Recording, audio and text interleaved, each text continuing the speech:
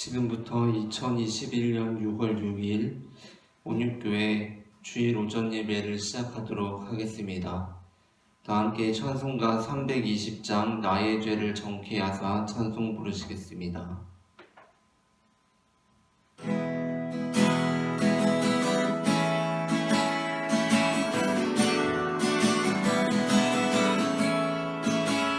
나의 죄를 정케 하사 주의 일꾼 삼으신 구세주의 넓은 사랑 항상 찬송합니다. 나를 일꾼 삼으신 주 크신 능력 주시고 언제든지 주 뜻대로 사용하여 주소서. 내게 부어주시려고 은혜 예비하신 주의 은혜 채워주사 능력 있게 하소서. 나를 일꾼 삼으신 주 크신 능력 주시고 언제든지 주 뜻대로 사용하여 주소서. 죄의 짐을 풀어주신 주의 능력 그도다. 나를 피로 사신 예수 내 맘속에 오소서. 나를 일꾼 삼으신 주 크신 능력 주시고 언제든지 주 뜻대로 사용하여 주소서. 주여 내게 성령으로 충만하게 채우사 생명수가 강물처럼 흐르게 하옵소서.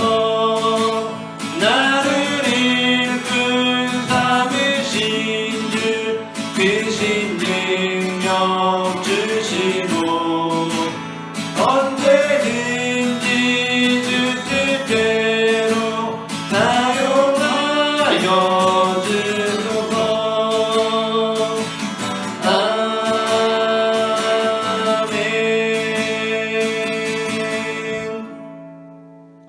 아멘. 다 함께 찬송가 294장 하나님은 외아들을 찬송 부르시겠습니다.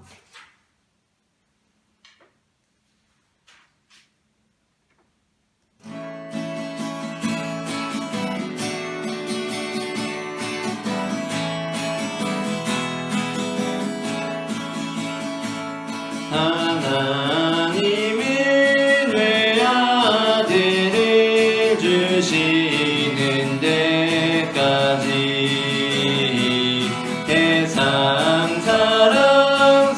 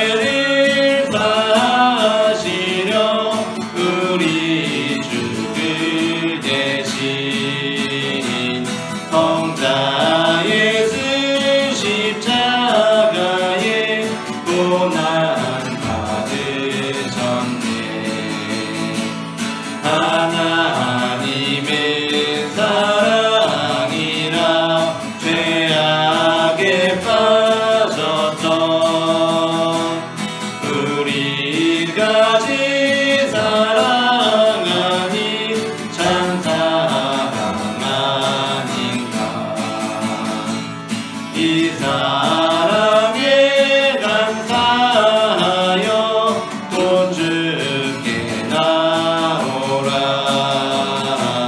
또 난 영혼 주께 맡겨 구원을 얻으라. 하나님의 사랑이라 죄악에 빠졌던 우리까지 사랑하니 참 사랑 아닌가.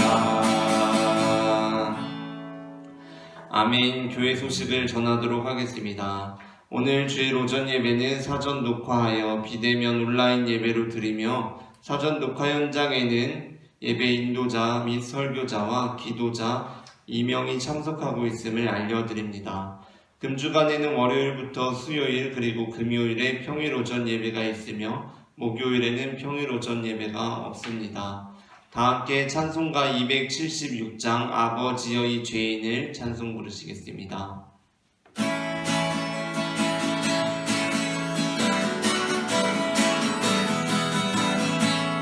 아버지여 이 죄인을 용납하여 주시고 예수님의 이름으로 구원하여 주소서. 아버지를 떠난 산지 벌써 오래되었고 험한 길에 고난 몸이 이제 돌아옵니다. 전해하던 헛된 일을 애통하게 여기고 겸손하게 엎드려서 용서하십니다. 은혜 감당 못하오나 회개하는 영혼과 나의 약한 육신까지 감히 드리옵니다. 나의 죄를 사하시려 주님 죽으셨으니 그 공로를 의지하여 주만 의지합니다. 아버지여 용납하사 나를 품어주시고 주의 사랑 품 안에서 길을 살게 하소서. 아멘. 우리가 아직 연약할 때에 기약대로 그리스도께서 경건하지 않은 자를 위하여 죽으셨도다. 의인을 위하여 죽는 자가 쉽지 않고 선인을 위하여 용감히 죽는 자가 혹 있거니와, 우리가 아직 죄인 되었을 때에 그리스도께서 우리를 위하여 죽으심으로 하나님께서 우리에 대한 자기의 사랑을 확증하셨느니라. 아멘.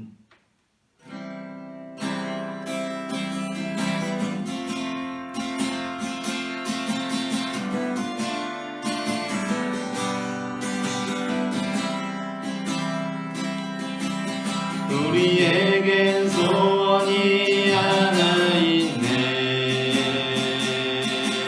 주님 다시 오실 그날까지 우리 가슴에 새긴 주의 십자가 사랑 나의 교회를 사랑케 하네. 주의 교회를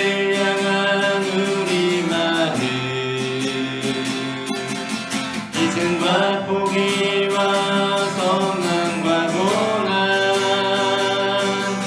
하물며 죽음조차 우릴 막을 수 없네. 우리 교회는 이 땅의 희망. 교회를 교회되게 예배를 예배되게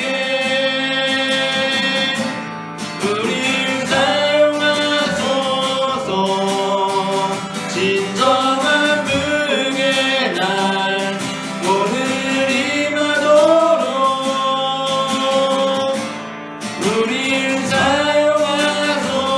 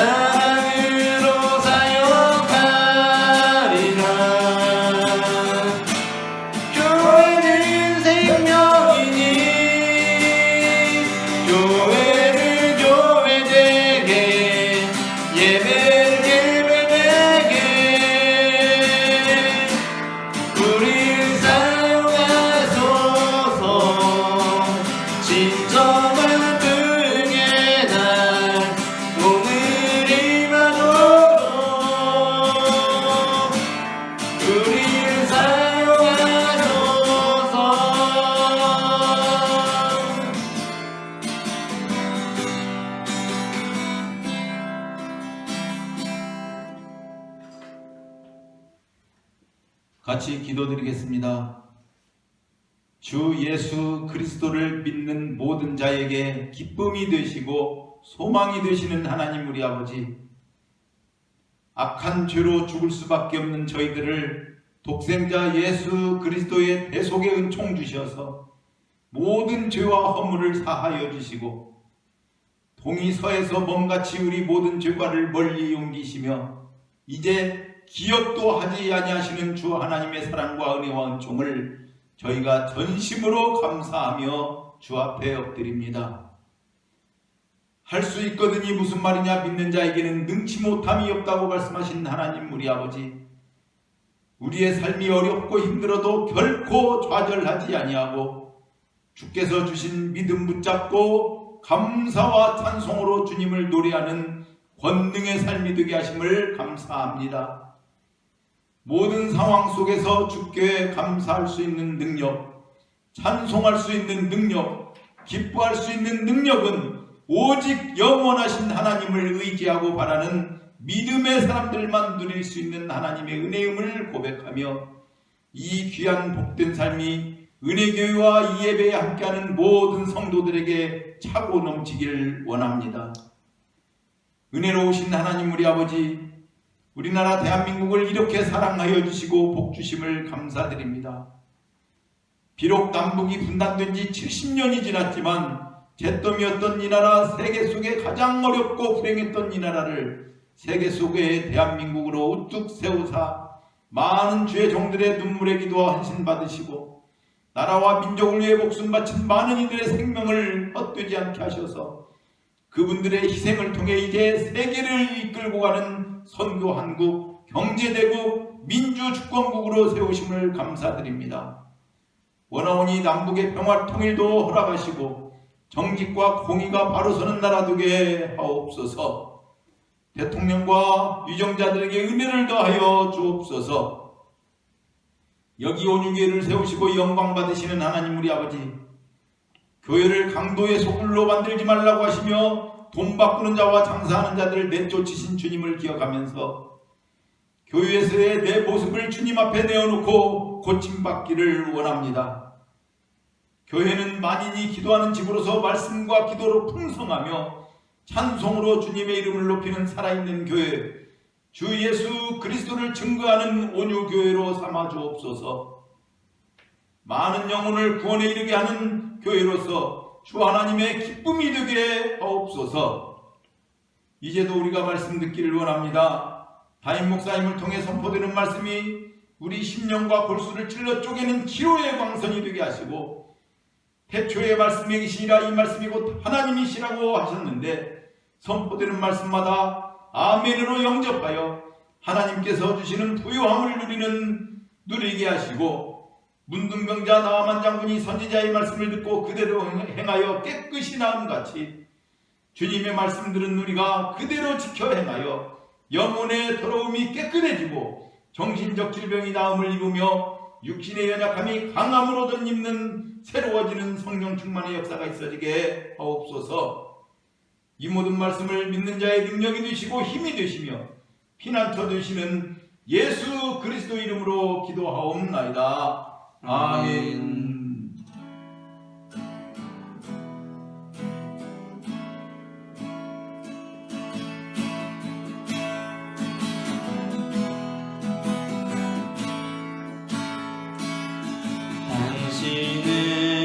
당신은 그 섬김이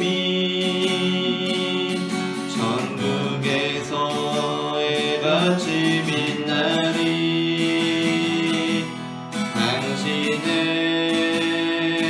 그 겸손이 전국에서 해같이 빛나리. 당신은 그 믿음이 전국에서 해같이 빛나리. 당신의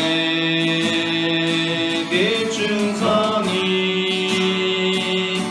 전국에서 해같이 빛나리. 주님이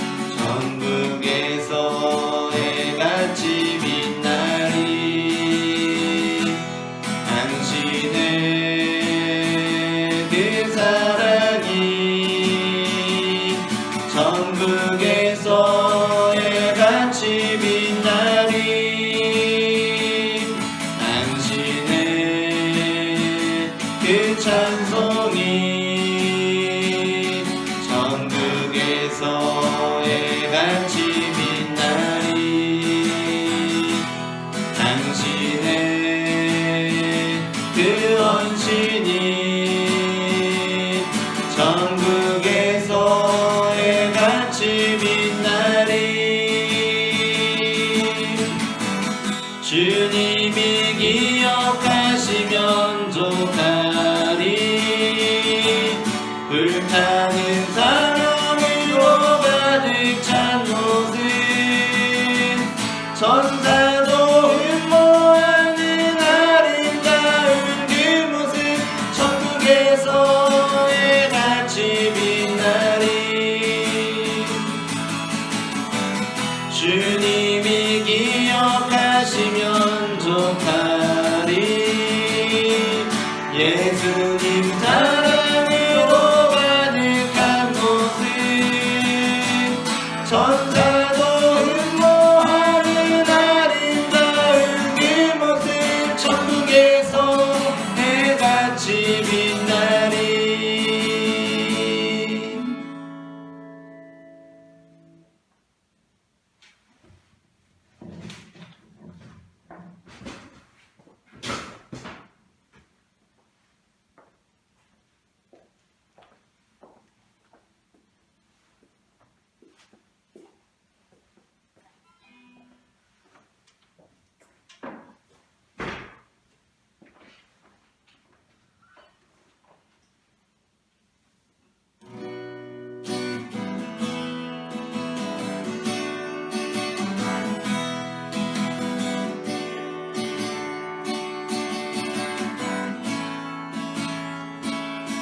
나의 백성이 다 경비하여 내게 기도하며 나의 얼굴을 구하여서 그 악한 길 떠나며 하늘에서 듣고 죄를 사하며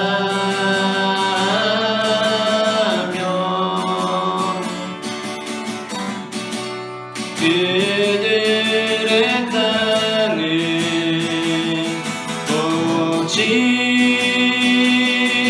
고치리라. 아버지여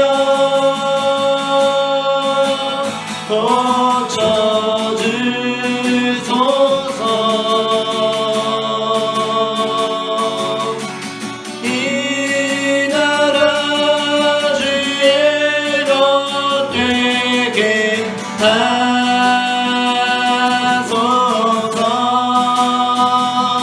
주 하나님 간절히 기도하오니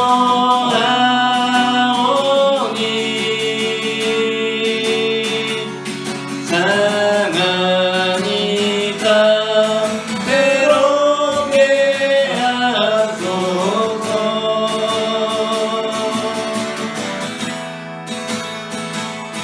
무릎 꿇고 나 겸비하여 주께 기도하리. 주의 얼굴을 구하여서 그 악한 길 떠나리. 주님의 자비로 죄를 사하여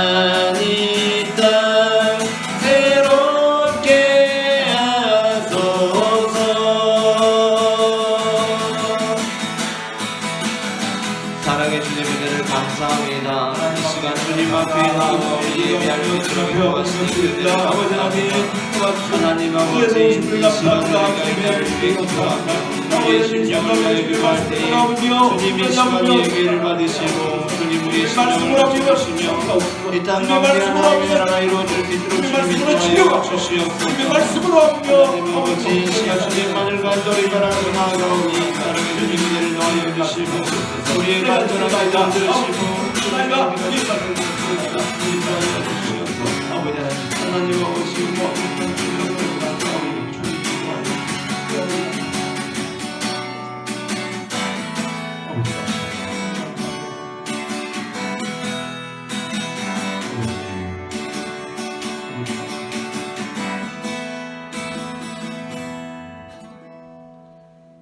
사랑의 하나님 감사합니다. 이 시간 우리가 주님의 말씀 앞에 서게 하시니 감사합니다. 어두움 속에 빛으로 찾아오시는 주님께서 이 시간 넘어지는 나를 잡아주시고 약한 마음을 담대하게 하여 주실 것을 믿음의 눈으로 바라봅니다. 주님, 주님을 보게 하여 주시옵소서. 나를 붙들어 주시옵소서. 내 뜻과 내 생각 내려놓고 주님의 음성을 기다립니다. 말씀하여 주시옵소서. 살아계신 주 예수 그리스도의 이름으로 기도합니다. 아멘. 오늘 우리가 함께 나눌 말씀은 마태복음 21장 23절부터 32절까지입니다. 마태복음 21장 23절부터 32절까지 본문은 신약성경 36페이지 전후에 있습니다. 함께 일어나셔서 성경을 봉독하겠습니다.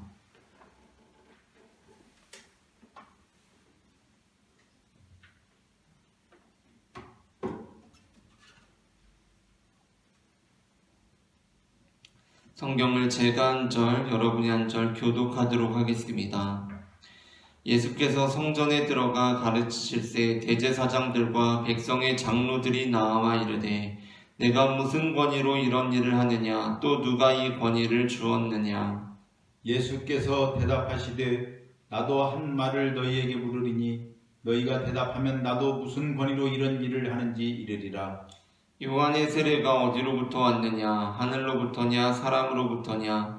그들이 서로 의논하여 이르되 만일 하늘로부터라 하면 어찌하여 그를 믿지 아니하였느냐 할 것이요. 만일 사람으로부터라 하면 모든 사람이 요한을 선지자로 여기니 백성이 무섭다 하여 예수께 대답하여 이르되 우리가 알지 못하노라 하니 예수께서 이르시되 나도 무슨 권위로 이런 일을 하는지 너희에게 이르지 아니하리라. 그러나 너희 생각에는 어떠하냐? 어떤 사람에게 두 아들이 있는데 맏아들에게 가서 이르되 예 오늘 포도원에 가서 일하라 하니 대답하여 이르되 아버지 가겠나이다 하더니 가지 아니하고 둘째 아들에게 가서 또 그와 같이 말하니 대답하여 이르되 실소이다 하였다가 그 후에 뉘우치고 갔으니 그 둘 중에 누가 아버지의 뜻대로 하였느냐? 이르되 둘째 아들이니이다. 예수께서 그들에게 이르시되 내가 진실로 너희에게 이르노니 세리들과 창녀들이 너희보다 먼저 하나님의 나라에 들어가리라.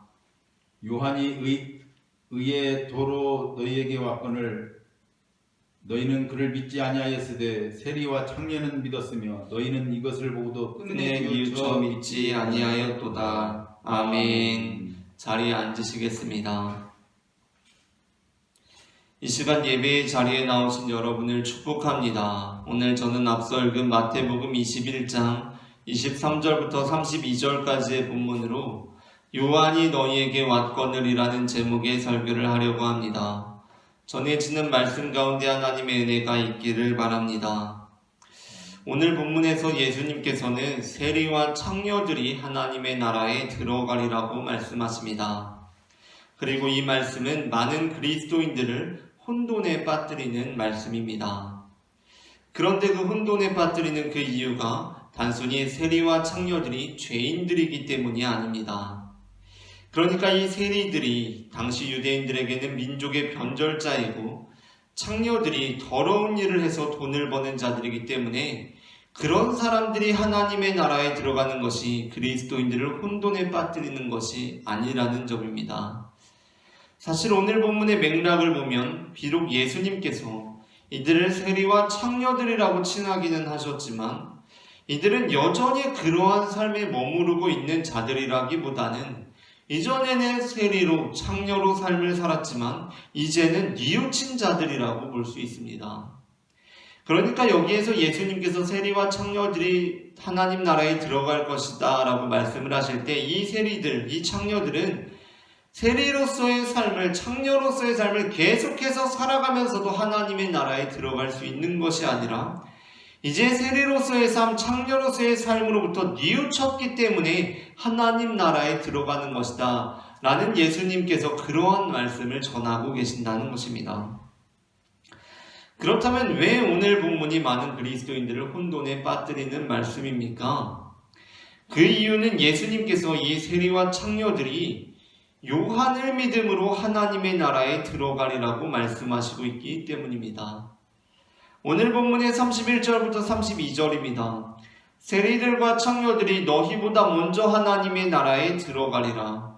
요한이 의의 도로 너희에게 왔거늘 너희는 그를 믿지 아니하였으되 세리와 창녀는 믿었으며 너희는 이것을 보고도 끝내 뉘우쳐 믿지 아니하였도다. 아멘. 여기서 세리와 창녀들이 믿은 것, 세리와 창녀들이 믿었다고 하는 그 대상은 누구입니까? 충격적이게도 예수님이 아니라 요한입니다. 우리는 예수님을 믿음으로 구원을 받은 사람들이고 모든 사람은 예수님을 믿음으로만 하나님의 나라에 들어갈 수 있다고 믿는 사람들입니다. 그리고 혹시 이런 일로 신앙적인 고민이나 신학적인 연구를 하더라도 대체로 이 기본 토대를 유지하는 선에서 그 일을 행합니다. 이 기본 토대란 무엇입니까? 즉 모든 사람은 예수님을 믿음으로만 하나님 나라에 들어갈 수 있다는 이 믿음, 이 전제, 이 토대 위에서 그것을 해치지 않는 선에서 우리가 사고와 믿음의 융통성을 발휘한다는 것입니다. 그러니까 모든 사람은 예수님을 믿음으로만 하나님의 나라에 들어갈 수 있지만 예를 들어서 예수님보다 먼저 태어난 사람들의 경우 아브라함이나 다윗처럼 그 밖에 무수히 많은 사람들에 대해서 그들이 예수님을 믿을 수가 없는 상황이었기 때문에 하나님의 어떤 다른 방식이 있을 것이라거나 그러한 우리가 생각을 하게 된다는 것입니다.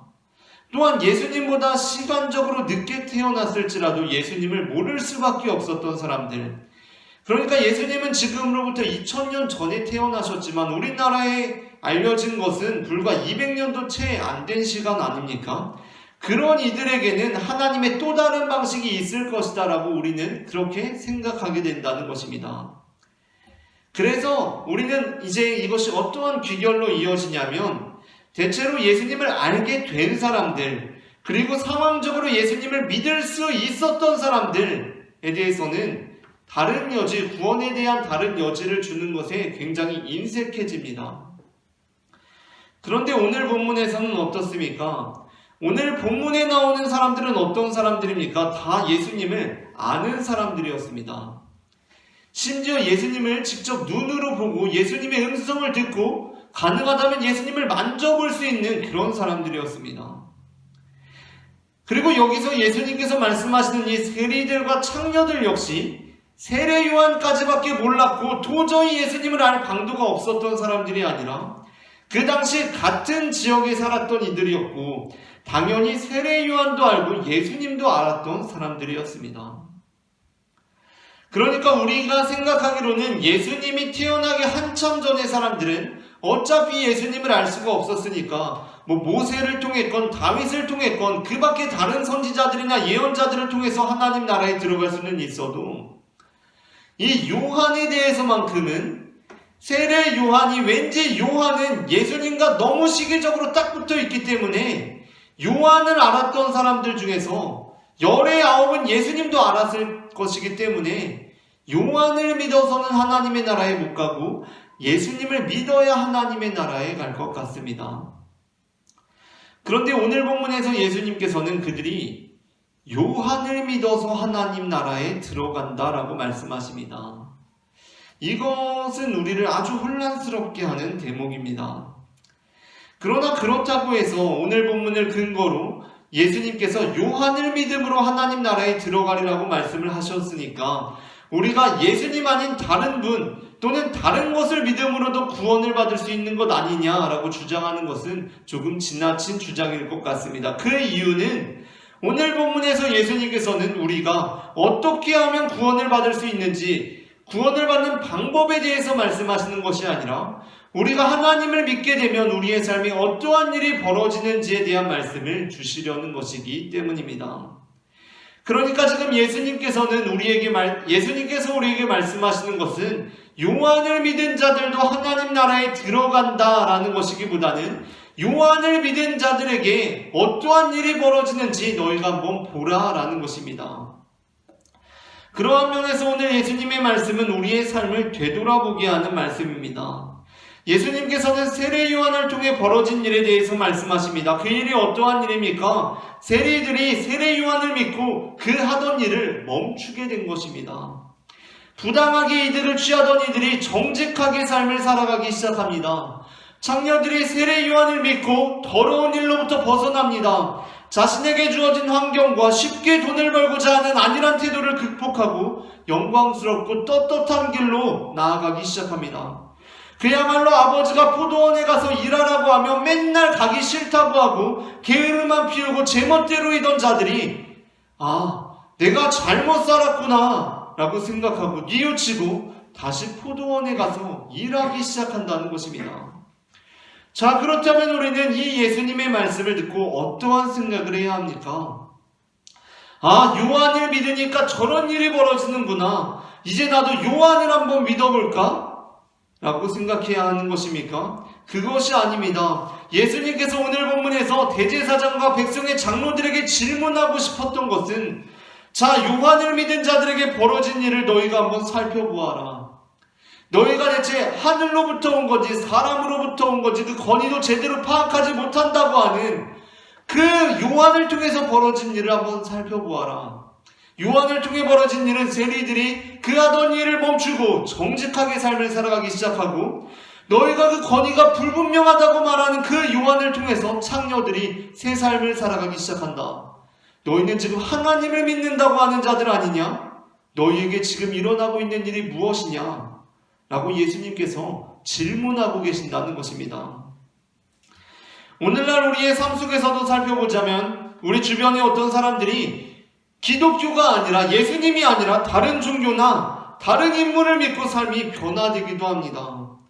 저는 그러한 경험을 한 적이 없지만 우리는 쉽게 상상해 볼 수 있습니다. 어떤 사람이 다른 종교를 믿고 삶이 변화되었습니다. 인간극장을 보니까 다른 종교를 믿고 완전히 새 삶을 살아갑니다. 원래 아주 형편없는 삶을 살고 막 나쁜 삶을 살고 제멋대로 살아가던 사람이었는데 갱생되었습니다. 새 사람이 되었습니다. 그러면 우리가 그것을 보고 어떤 생각을 해야 합니까? 다른 종교 믿어도 저렇게 사는구나. 이제 나도 절에 좀 다녀볼까? 라는 생각을 해야 합니까? 그게 아니라 우리의 모습을 돌이켜보아야 하는 것입니다. 다른 종교를 믿고도 저 사람이 저렇게 변화되었는데 하나님을 믿는다고 하는 온 세상을 창조하시고 온 세상을 주관하시는 그 하나님을 믿는다고 하는 내가 지금 어떠한 삶을 살아가고 있는가? 하나님을 내가 잘 믿고 있는가? 생각해 보아야 한다는 것입니다. 예수님께서는 이미 마태복음 7장 21절에서 나더러 주여 주여 하는 자마다 다 천국에 들어갈 것이 아니요 다만 하늘에 계신 내 아버지의 뜻대로 행하는 자라야 들어가리라 라고 말씀하셨습니다. 오늘 본문 역시 마찬가지입니다. 포도원에 가서 일하라는 아버지의 말씀을 듣고 가겠노라고 해놓고는 아버지의 집에 앉아서 빈둥거리고 있는 것보다는 포도원에 가서 일하라는 아버지의 말씀을 듣고 싫다고 친구랑 놀러 나갔는데 그 친구가 세례 요한 같은 사람인 것입니다. 너무나 진중하고 지혜로운 친구여서 너가 그렇게 오늘 아버지의 말씀을 거스르고 나온 거면 그냥 우리 다음에 놀고 지금 일하러 가라 라는 말을 듣고 일하러 가는 것이 오히려 아버지의 뜻대로 행하는 길이라는 것입니다. 제가 감리교 목사가 되기 위해서 수련 목회자로 3년 과정을 지내고 있을 때 1년에 한 편씩 대략 한 A4 용지에 10장 정도 분량의 소논문을 제출해야 했습니다. 그 중에 2년차 과제, 2년차 논문이 무엇이었냐면 설교를 2편 써서 내는 거였습니다. 저 같은 경우는 제가 석사 과정을 하면서 3년을 쓰게 되고 또 제가 감리교 신학대학교에서 석사를 한 것이 아니기 때문에 제가 또 1년이라는 교단 청강을 해야 했습니다. 1년 과정을 다시 감리교 신학대학교 대학원에서 들어야 했기 때문에 제가 제 신학교 20살에 들어갔던 신학교 동기들보다 한 2, 3년 정도 목사 안수가 늦었습니다. 그래서 동기들로부터 이제 이 논문을 어떻게 써야 내가 무난하게 통과를 할 수 있느냐, 그러한 이제 조언을 많이 들었습니다. 그중 하나 인상 깊었던 것이 무엇이었냐면, 제 친구가 이야기해줬던 것이, 저보다 조금 빨랐던 그 친구가 이야기해줬던 것이, 설교를 쓸 때 반드시 예수님에 관한 내용이 들어가야 한다는 것이었습니다. 처음에 그 이야기를 들었을 때는, 아니 설교를 그러면 당연히 예수님 이야기하지, 예수님에 관한 말씀을 전하지 뭘 전하겠어 라는 생각이 대수롭지 않게 들었습니다. 그런데 그것이 계속 머릿속에 맴돌았고, 설교를 예수님의 말씀으로 써야 한다, 예수님에 관한 말씀을 선포해야 한다, 예수님 말씀을 전해야 한다. 그게 뭘까? 그게 너무나 중요하다고 하는데 생각할수록 그게 진짜 중요한 것처럼 생각되는 것입니다. 그래서 이제 그게 진짜 중요하겠다라고 생각하고 제가 그 기준으로 제가 이제까지 썼던 설교들을 한번 돌아보았습니다. 다시 한번 체크해보았습니다. 그런데 거기에서 정말 충격적인 일이 발생하였습니다. 그것이 무엇이냐면, 제가 썼던 설교 중에 아예 예수님이라는 그 단어가 한 번도 나오지 않는 설교가 여러 편 있었다는 것입니다. 제가 했던 설교들 중에 예수님이라는 그 단어가 나오지 않는, 예수님의 이름이 선포되지 않는 설교가 굉장히 다수 있었다는 것입니다. 바울의 말씀을 전하고 아브라함에 관한 말씀을 전하고 다윗의 말씀을 전했는데 정작 예수님의 이름을 선포된 것이 하나도 없었다는 것입니다.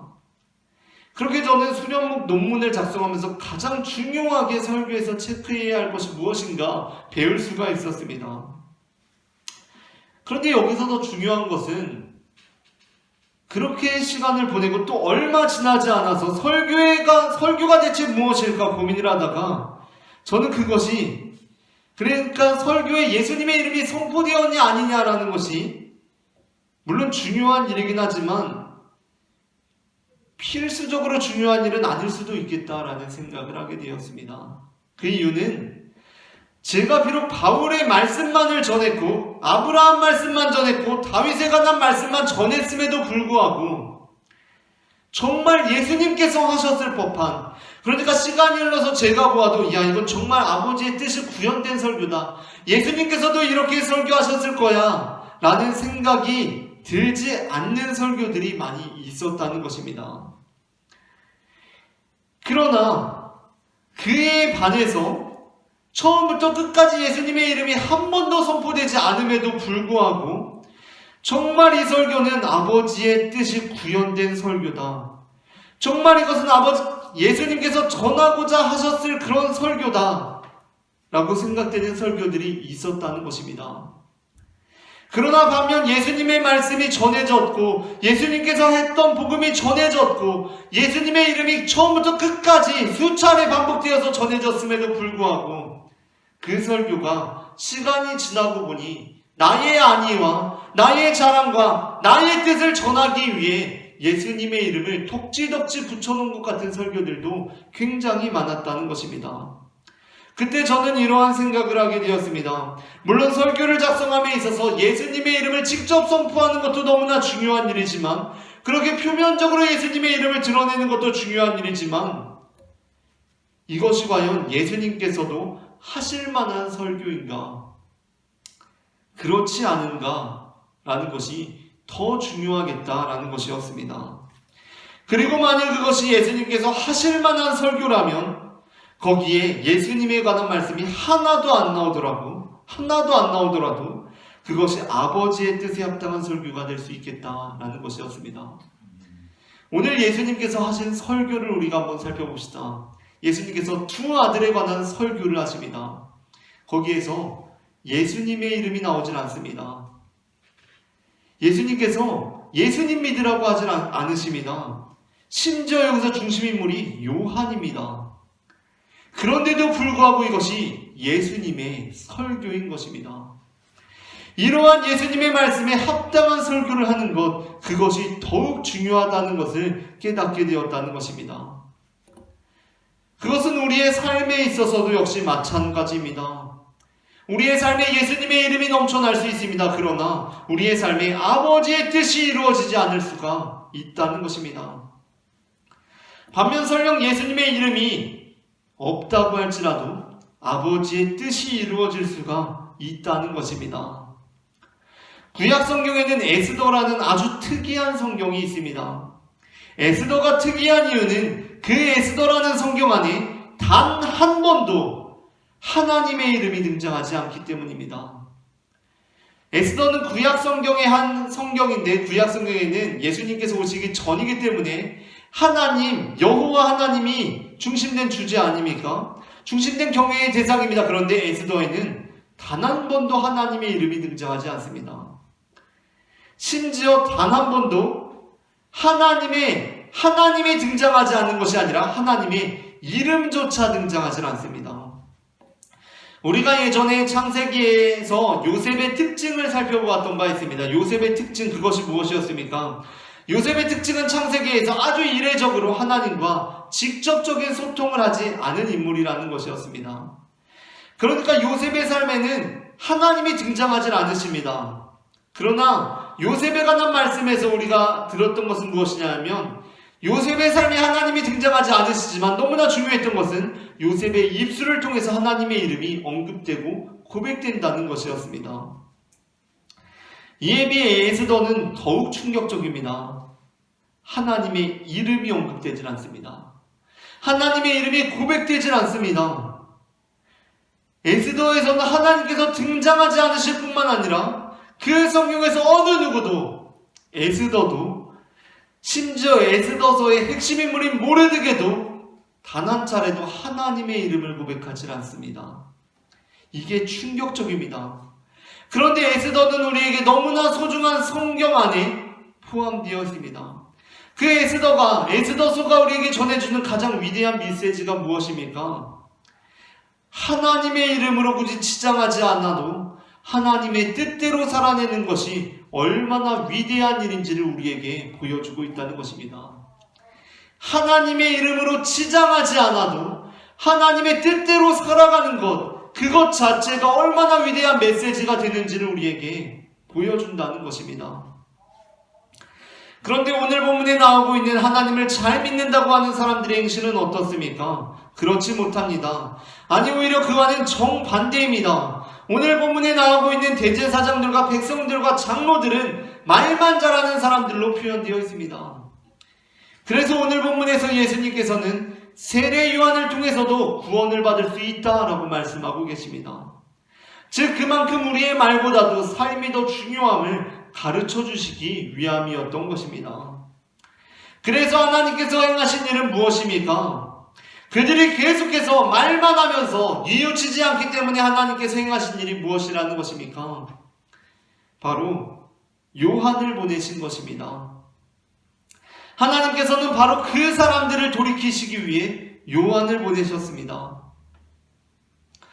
물론 요한은 예수님의 오실 길을 미리 예비한 자라는 이미지가 강하긴 하지만 그 역시도 이전에 이사야나 예레미야, 아모스와 호세아 선지자의 전통을 따라서 이스라엘 민족들로 하여금 회개하게 하기 위하여 하나님께서 보내신 자였습니다.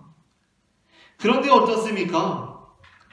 그들이 회개하지 않았습니다. 그 당시 종교 권력을 쥐고 있던 이들이 회개하지 않은 것입니다. 요한을 통해서조차 회개하지 않았습니다. 그래서 이에 대해서 예수님께서는 이렇게 말씀하신 것입니다. 요한이 의의 도로 너희에게 왔거늘 너희는 그를 믿지 아니하였으되 세리와 청년은 믿었으며 너희는 이것을 보고도 끝내 뉘우쳐 믿지 아니하였도다. 우리의 삶은 어떻습니까? 세리와 창녀에 가깝습니까? 아니면 대제사장과 장로들에 가깝습니까? 하나님께서 지금까지 주신 기회들에 이미 돌이켜서 뉘우쳐서 새로운 삶을 살아가고 있는 사람들입니까? 아니면 여전히 그 기회를 날려버리고 여전히 뉘우치지 않고 이전의 삶을 그대로 살아가고 있는 사람들입니까? 만일 우리가 새로운 삶을 살아가고 있다면 참 다행스러운 일입니다. 그러나 우리가 만일 여전히 그 삶을 살아가지 못하고 있다면, 정말 끝내 뉘우쳐 믿지 않고 있다면 우리는 이제라도 지금의 삶으로부터 뉘우쳐야 할 것입니다. 왜냐하면 하나님께서 그 요한을 통해서도 끝내 뉘우쳐 믿지 않는 자들에게 예수님을 보내주셨기 때문입니다. 하나님께서는 바로 그러한 우리를 위해 예수 그리스도를 보내주셨습니다. 여기에는 우리를 향한 하나님의 사랑이 담겨 있습니다. 예수님께서는 오늘 본문에서 바로 그것을 우리에게 전해주고 계십니다. 예수님께서는 대제사장과 장로들이 끝내 뉘우치지 않은 자들이라고 말합니다. 그들은 정말 이제 구제불능인 자들입니다. 그런데 예수님께서는 왜 다시 대제사장들과 장로들 앞에 서 계시는 것입니까? 그냥 쟤네들은 구제불능이고 도저히 희망이 없는 자들이니까 예수님 잘 따르는 사람들 데려다가 예루살렘으로부터 먼 곳에서 자기들만의 공동체를 만들면 되는 거 아닙니까?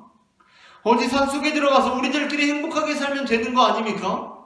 왜 그 십자가의 길로 나아가고 계신 것입니까? 예수님의 마음이 그렇지 않았기 때문입니다. 예수님께서는 그들이 하나님 나라로부터 거부된 자들이 아니라 조금 늦었지만 하나님 나라에 들어갈 자들이라고 보신 것입니다. 예수님의 이러한 마음이 오늘 보면 31절에 잘 나타나 있습니다. 예수님께서는 그들이 끝내 믿지 않은 자들이지만 그렇기 때문에 너희들은 절대 하나님 나라에 들어가지 못하고 세리와 창녀들만 들어가리라고 말씀하시지 않으십니다. 예수님께서 어떻게 말씀하십니까? 내가 진실로 너희에게 이르노니 세리와 창녀들이 너희보다 먼저 하나님 나라에 들어가리라. 세리와 창녀들이 너희보다 먼저 하나님의 나라에 들어가리라. 그러므로 세리와 창녀들만 하나님의 나라에 들어가리라 라는 것이 아니라 세리들과 창녀들이 너희보다 먼저 하나님의 나라에 들어가리라 라는 것이었습니다. 물론 이 말은 바리새인과 대제사장들과 장로들의 기분을 상하게 하는 말이었을 것입니다. 모욕적인 언사였을 것입니다. 그러나 이 말은 또한 희망의 메시지이기도 합니다.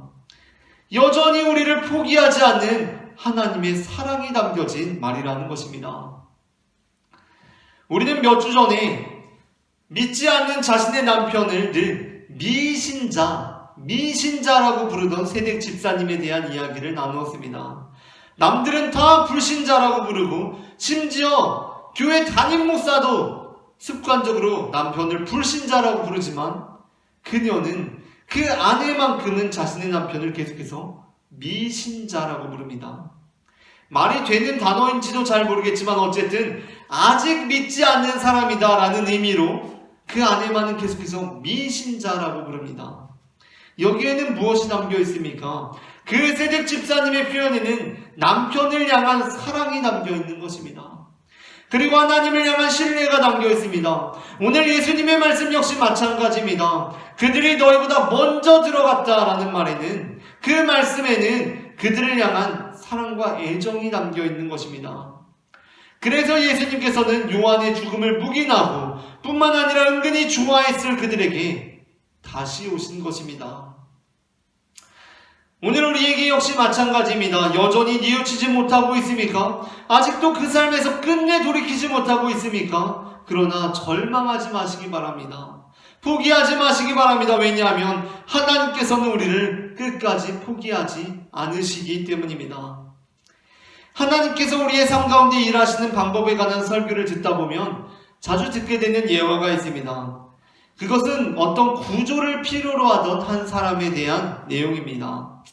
어떤 사람이 항해 중에 조난을 당하게 되었습니다. 그래서 이제 바닷물에 넘실거리는 그곳에서 간신히 어떤 물에 뜨는 스티로폼 하나 잡고 하나님께 도와달라고 기도합니다.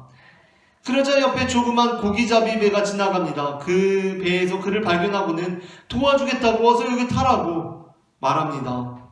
그런데 그는 어떤 이유에서인지 도움을 거절합니다. 그보다도 하나님께서 자기를 친히 도와주시리라고 확신하였던 것입니다. 그래서 어쩔 수 없이 그 고기잡이 배가 그냥 지나갑니다. 시간이 지나서 이제 신고를 받고 구조보트가 옵니다. 그러나 그럼에도 그는 그 구조보트를 거절합니다. 잘못된 생각에 사로잡혀서인지 그걸 거절합니다. 저녁이 되어서는 기상이도 악화되어서 이제 헬기까지 옵니다. 그래도 거절합니다. 결국 그가 어떻게 되었겠습니까? 물에 빠져 죽었고 하나님께 갑니다. 그리고 하나님께 왜 자신을 구하러 오지 않았는지 탄원합니다. 소리칩니다. 그때 하나님께서 어떻게 말씀하십니까? 그 예화에서 이렇게 말씀하십니다. 내가 사실 너에게 갔다. 어떻게 하나님 오시지 않았습니다 라고 말하니까 어떻게 하나님께서 응답하십니까? 내가 너에게 갔다. 고기잡이 배의 모습으로, 보트의 모습으로, 헬기의 모습으로 갔다 라고 말씀하십니다. 이 예화는 하나님께서 우리에게 모든 상황을 통해서 도움을 주시는 분임을 깨우쳐주고 있습니다. 그러나 저는 이 예화가 좋은 예화임에도 불구하고, 그리고 저 역시도 이 예화를 통해 깊은 감명을 받았음에도 불구하고 어느 날 불현듯 이 예화가 기독교의 정신, 그 진리를 온전히 담고 있는 예화는 아니라는 생각이 들었습니다. 왜냐하면 기독교의 진리는 그가 끝까지 하나님의 뜻을 알아듣지 못하고 깨닫지 못하자 결국에는 물에 빠져 죽을 수밖에 없었다라고 말하고 있는 것이 아니라, 그가 끝까지 알아듣지 못하자 결국 하나님께서 친히 그를 구하러 오셨다라고 전해주고 있기 때문입니다. 하나님께서는 나중에 우리가 끝내 뉘우치지 못하고 하나님 앞에 섰을 때 이미 일이 다 벌어지고 난 후에야 내가 그때 헬기까지 보냈잖아 라고 말씀하시는 분이 아니라는 것입니다. 내가 그때 요한까지 보냈잖아. 그만큼이면 할 만큼 했지 라고 말씀하시는 분이 아니라는 것입니다. 하나님께서는 우리가 살아있을 때 친히 오셨습니다. 왜냐하면 그분은 우리를 사랑하시기 때문입니다. 하나님께서는 그 아버지의 모습, 분명히 그 예수님의 모습, 그 모습으로 우리에게 오셨습니다. 예수님께서는 그 사랑으로 우리 삶에 친히 찾아오셔서 우리의 삶을 변화시키시며 끝내 믿지 않았던 우리들일지라도 하나님의 나라를 일구어 가시는 일꾼들로 삼으시는 분임을 저는 고백합니다. 이처럼 하나님께서는 우리를 끝까지 포기하지 않으심으로 끝내 믿지 않는 우리를 위해 그 아들을 보내주시는 분임을 저는 마태복음 21장 23절부터 32절 말씀을 근거로 고백합니다. 이 시간은 우리 함께 찬양하길 원합니다. 다 함께 사랑하셔서 오시었네. 우리를 사랑하시는 그 마음으로 끝내 뉘우치지 않는 자들을 위해서 친히 이 땅 가운데 오신 예수 그리스도를 다 함께 찬송하시겠습니다.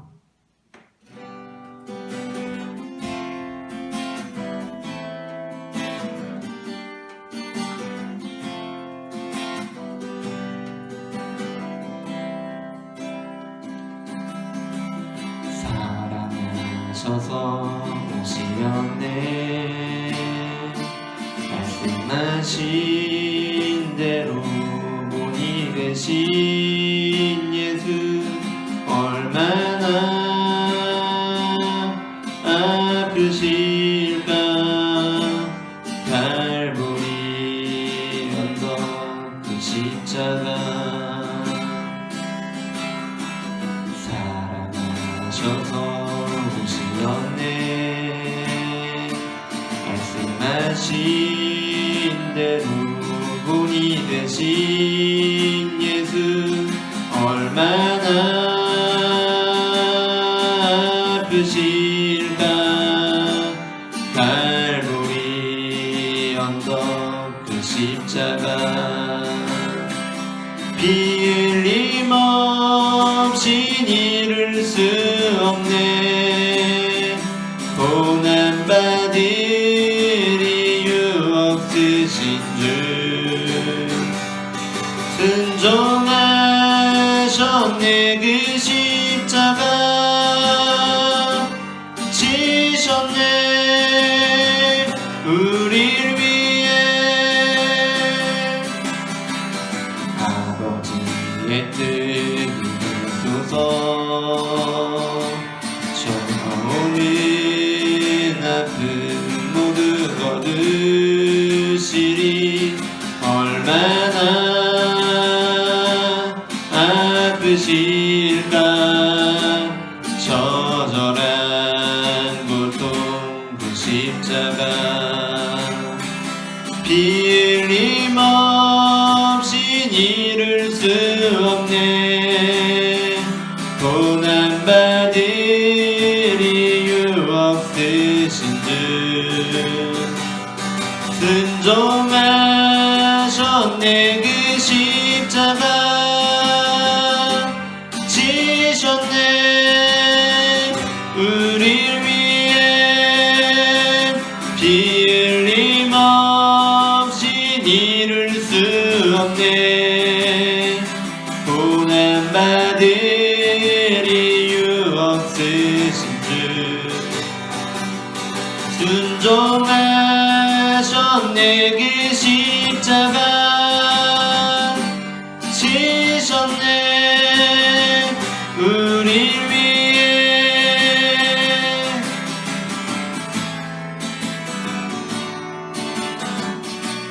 이 시간 우리를 위해 이 땅 가운데 오신 주님을 다시 한번 찬양하기를 원합니다. 주님이 흘린 눈물은 주님이 흘린 눈물은 십자가의 무거움이 아니라오. 우리의 무지함을 아파하시며 흘리신 눈물이었소.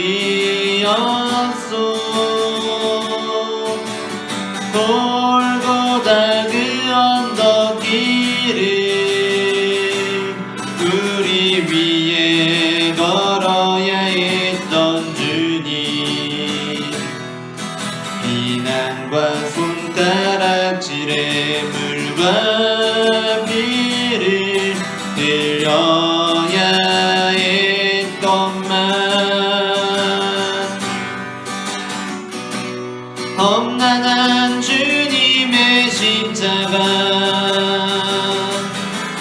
몹시도 무거웠건만 우리의 비난과 채찍에 제물되어야 했던 주님의 아파하심으로 나 구원받았으니 이제는 주님을 위하여 이 한 몸 바치리다. 당신은 알고 있나요? 죽음으로 사랑을 하신 것을. 우리 예수님께서 자기 몸 다하여 죄인을 사랑하신 것을. 험난한 주님의 십자가 몹시도 무거웠건만 우리의 비난과 채찍에 제물되어야 했던 주님의 아파하심으로 나 구원받았으니 이제는 주님을 위하여 이 한 몸 바치리다. 당신은 알고 있나요? 죽음으로 사랑을 하신 것을. 우리 예수님께서 자기 몸 다하여 죄인을 사랑하신 것을 당신은 알고 있나요? 당신은 알고 있나요?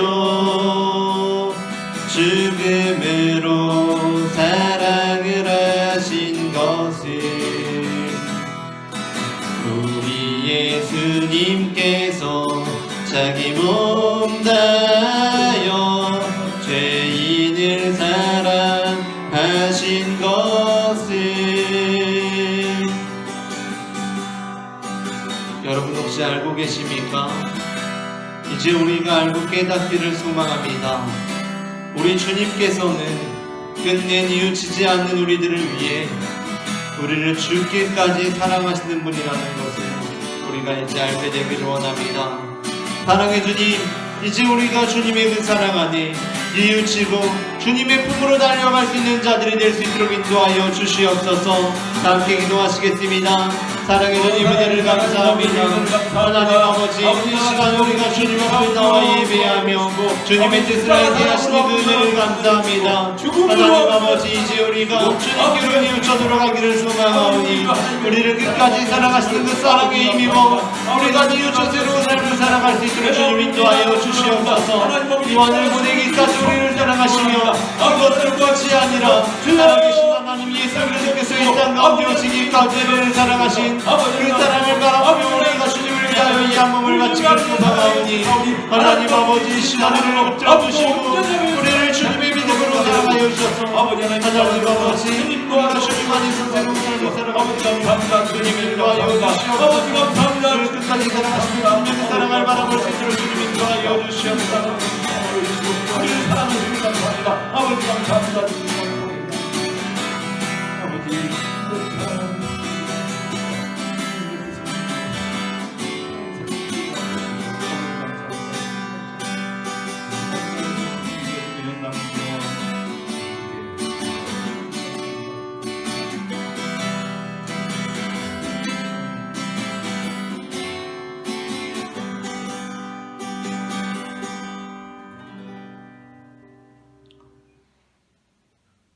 우리를 사랑하시는 하나님 아버지, 이 시간 여전히 말뿐인 우리를 위해 그 아들 예수 그리스도를 보내주시니 그 은혜를 감사드립니다.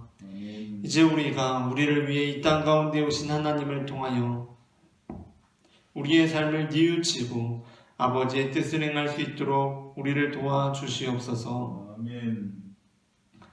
이제는 우리를 끝까지 포기하지 않으시는 하나님 아버지의 사랑과 아버지의 뜻을 이루기 위해 이 땅 위에 오신 예수 그리스도의 은혜와 우리의 삶에 역사하셔서 예수 그리스도 안에서 살아계신 하나님을 보게 하시는 성령 하나님의 인도하심이 지금 각자의 자리에서 말보다 삶으로 응답하는 둘째 아들이 되기를 원하며 나아가 말씀하신 대로 본이 되신 말과 삶으로 응답하신 독생자 예수 그리스도의 길을 따라가겠노라고 결단하는 모든 영혼들의 머리 위에 지금부터 영원토록 함께 하시기를 간절히 축원하옵나이다. 아멘.